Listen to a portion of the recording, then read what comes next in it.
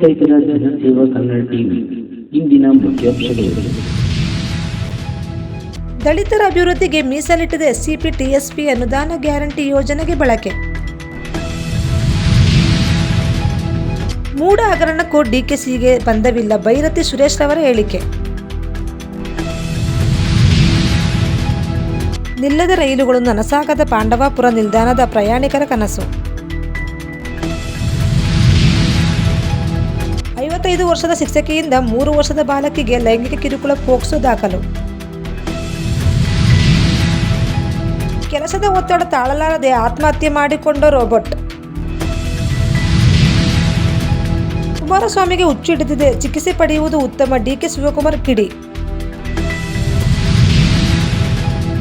ಮಳವಳ್ಳಿ ಬೌದ್ಧ ಮಹಾಸಭಾಕ್ಕೆ ಪರ್ಯಾಯ ಸಂಘಟನೆ ಸಲ್ಲದು, ನಟರಾಜ್ ರವರ ಹೇಳಿಕೆ.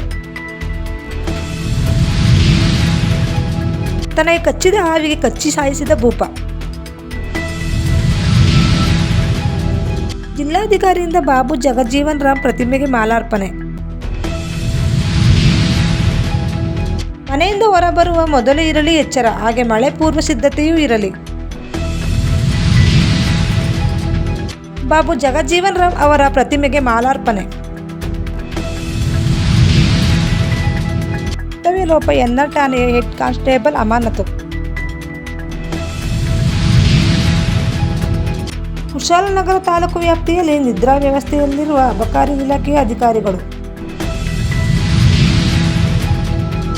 ಕುಶಾಲನಗರ ಪಟ್ಟಣದ ಬಾಲಕಿಯರ ವಿದ್ಯಾರ್ಥಿ ನಿಲಯದಲ್ಲಿ ಸಮಾಜ ಕಲ್ಯಾಣ ಇಲಾಖೆ ವತಿಯಿಂದ ಅರ್ಥಪೂರ್ಣವಾಗಿ ಡಾಕ್ಟರ್ ಬಾಬು ಜಗಜೀವನ್ ರಾಮ್ ರವರ ಪುಣ್ಯಸ್ಮರಣೆ ಕಾರ್ಯಕ್ರಮ.